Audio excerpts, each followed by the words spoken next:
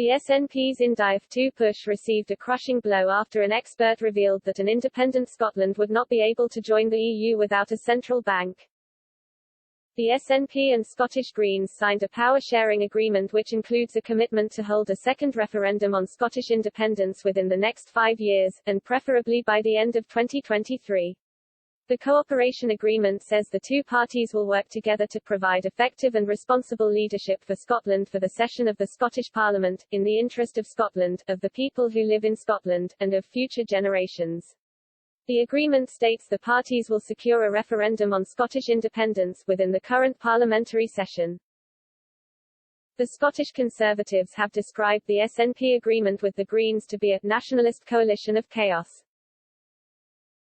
Douglas Ross, the Scottish Conservative leader, added that the agreement was anti-jobs and anti-business, and would punish hard-working families, motorists and the oil and gas industry. However, unearthed accounts show that Scotland would not be able to join the EU upon gaining independence if it used the pound without a formal currency deal or its own central bank. The former EU Commissioner for Monetary Union Olli Rehn wrote to former Chief Secretary to the Treasury Danny Alexander in 2014 to say having a central bank was an essential requirement of EU membership. At present the Bank of Scotland is not a central bank, but retains the right to issue pound sterling banknotes. Mr. Wren wrote that former Scottish First Minister Alex Salmond's plan to use the pound without formal permission from London would simply not be possible. In the letter, Mr. Wren added the currency had come to light because it would obviously imply a situation where the candidate country concerned would not have the monetary authority of its own and thus no necessary instruments of the EMU, Economic and Monetary Union.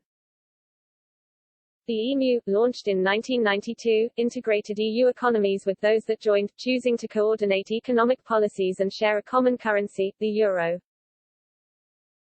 Mr. Wren insisted that central to any new membership application was for the applicant to commit to the EMU.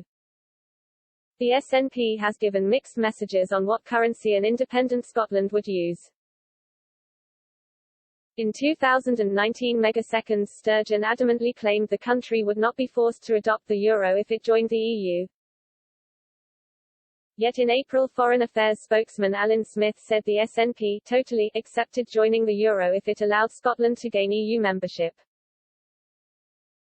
However, a poll published in the Sunday Telegraph earlier this month suggested that 39% of Scots would be less likely to vote yes in a second referendum if Scotland were made to sign up to the euro.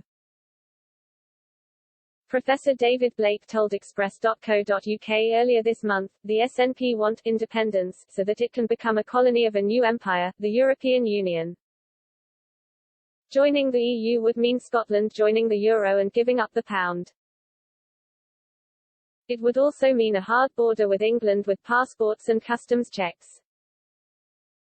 Nicola Sturgeon knows this perfectly well, but is trying to fool the Scots into believing that her negotiating skills are so extraordinary that she will be able to get the EU to agree a deal whereby Scotland retains both the pound and a frictionless border. But this is pure fantasy. If you join the EU, you must join the euro and obey all the rules of the EU single market and customs union.